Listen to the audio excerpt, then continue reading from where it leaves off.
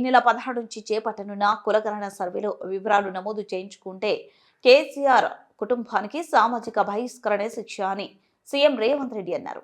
ఈ సర్వేలో వివరాలు నమోదు చేయించుకోవాలంటూ కేసీఆర్, కేటీఆర్, హరీష్ రావు ఇళ్ల ముందు మెలకొలుపు డప్పు కొట్టాలంటూ బీసీలకు పిలుపునిచ్చారు. గాంధీ భవన్లోని ప్రకాశం హాల్లో కాంగ్రెస్ పార్టీ నేతలకు కులగణన సర్వే, ఎస్సీ వర్గీకరణపై అవగాహన కార్యక్రమం జరిగింది.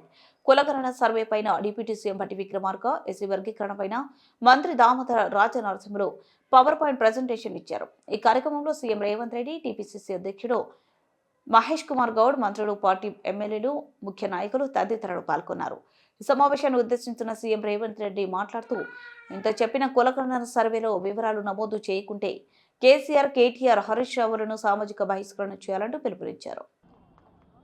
ఈరోజు ఎన్ఎస్వై రాష్ట్ర శాఖ అధ్యక్షుడిగా పనిచేసిన బల్మూరు వెంకట్ని ఎమ్మెల్సీగా ఏఐసిసి రాహుల్ గాంధీ గారు ఎన్ఎస్వైలో ఉన్నప్పుడు విద్యార్థి ఉద్యమాలలో ప్రజా సమస్యల మీద ఆనాటి ప్రభుత్వం మీద పోరాటాలు చేసి ఎన్నో కేసులు కట్టుకొని ఎన్నోసార్లు జైలుకి వెళ్ళాడు. ఆనాడు ఎన్ఎస్వై బల్మూరు వెంకట్ టీం జైల్లో ఉంటే చెంచల్గూడ జైలుకి వెళ్ళి ఆ విద్యార్థి నాయకులను మన నాయకుడు రాహుల్ గాంధీ గారు పరామర్శించి, మీకు అండగా పార్టీ నిలబడుతుంది, మీరు కొట్లాడండి, తప్పకుండా తెలంగాణ రాష్ట్రంలో ప్రభుత్వం ఏర్పాటు చేస్తాం, ఆ ప్రభుత్వంలో మీకు భాగస్వామ్యం ఉంటుంది అని మన నాయకుడు రాహుల్ గాంధీ గారు చెప్పారు. అదేవిధంగా యువజన కాంగ్రెస్ అధ్యక్షుడిగా వివిధ జిల్లాలలో ప్రజా సమస్యల మీద పోరాటం చేసిన అనిల్ కుమార్ యాదవ్ ఈరోజు రాజ్యసభ సభ్యుడైండు. అనిల్ కుమార్ యాదవ్ కూడా కలలో ఊహించలేదు, ఇంత యంగ్ ఏజ్లో ఈరోజు రాజ్యసభ వచ్చి, ఎక్కడైతే శ్రీమతి సోనియా గాంధీ గారు, ఏఐసిసి అధ్యక్షుడు మల్లికార్జున్ ఖర్గే గారు చట్టసభలలో ఉన్నాడో, ఈరోజు యూత్ కాంగ్రెస్ నాయకుడుగా అనిల్ కుమార్ యాదవ్ కూడా ఈరోజు రాజ్యసభ అవకాశం వచ్చింది అనంటే యువజన కాంగ్రెస్ రాజకీయాలలో ప్రజా సమస్యల మీద పోరాటం చేయడం వల్లనే. అందుకే ఈరోజు ఇక్కడికి వచ్చిన యువజన కాంగ్రెస్ మిత్రులందరికీ నా సూచన ఒక్కటే, అవకాశాలు కొందరికి రావచ్చు, రాకపోవచ్చు, కానీ ప్రజా సమస్యల మీద పోరాటం చేయడం మానొద్దు.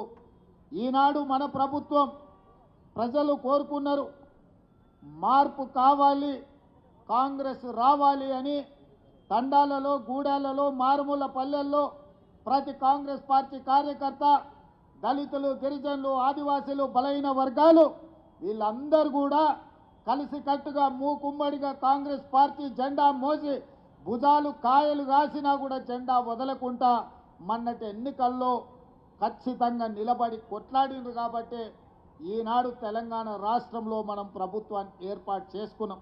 ఈ 14 నెలల్లో రైతు రుణమాఫీ 25,50,000 మందికి 21,000 కోట్ల రూపాయలు రైతు రుణమాఫీ చేసి, దేశంలోనే ఏ రాష్ట్ర ప్రభుత్వం చేయనంత రుణమాఫీ ఈరోజు కాంగ్రెస్ పార్టీ తెలంగాణ రాష్ట్రంలో చేసింది. ఇదే కాదు, తెలంగాణ రాష్ట్ర ఉద్యమానికి ఆయువు పట్టైన నిరుద్యోగ సమస్య మొదటి సంవత్సరంలోనే 55,163 ప్రభుత్వ ఉద్యోగ ఖాళీలను భర్తీ చేసి ఈ దేశంలోనే తెలంగాణ రాష్ట్రం ప్రథమ స్థానంలో నిలబడ్డది ప్రభుత్వ ఉద్యోగాలు భర్తీ చేయడంలో.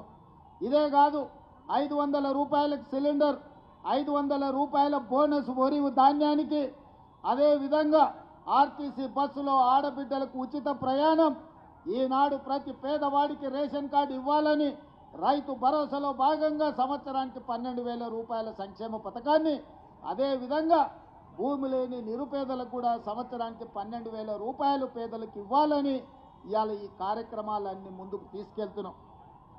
పేదవాడి ఆత్మగౌరవం, ఇందిరమ్మ ఇల్లు 2004 నుంచి 2014 వరకు ఆనాడు డాక్టర్ వైఎస్ రాజశేఖర రెడ్డి, శ్రీమతి సోనియా గాంధీ గారి నేతృత్వంలో ప్రతి పేదవాడికి, ఇల్లు లేని వాడికి, ప్రతి ఒక్కడికి ఆనాడు ఇందిరమ్మ ఇల్లు 25 లక్షల పేదలకు ఇచ్చి ప్రతి పేదవాళ్ళకి ఇల్లు కట్టించాడు.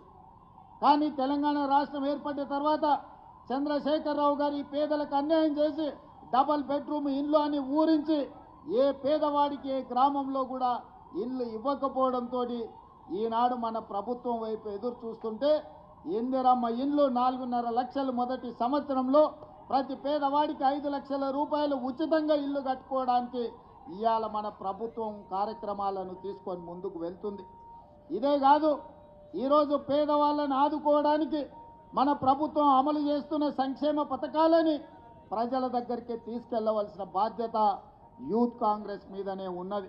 ఇవాళ ప్రభుత్వం ఒక పక్కన పరిపాలన చేస్తూ ప్రజా సంక్షేమ పథకాలను అమలు చేస్తూ ప్రతిపక్షాలను తిప్పు కొడుతూ ముందుకు వెళ్తుంటే పరిపాలనలోనే మా సమయం ఎక్కువ కాలం గడిచిపోతుంది. ఈరోజు ప్రభుత్వం అమలు చేస్తున్న సంక్షేమ పథకాలను ప్రజలకు వివరించవలసిన బాధ్యత ఈ వేదిక మీద ఉన్న యువజన మిత్రుల మీదనే ఉన్నది. నాకు సంపూర్ణమైన విశ్వాసం ఉన్నది.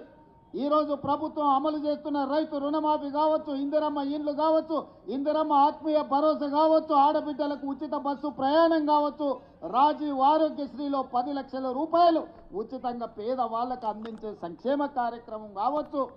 ఇవాళ ప్రతి సంక్షేమ కార్యక్రమాన్ని పేదల వద్దకు తీసుకెళ్లవలసిన బాధ్యత యువజన కాంగ్రెస్ మిత్రుల మీదనే ఉన్నది.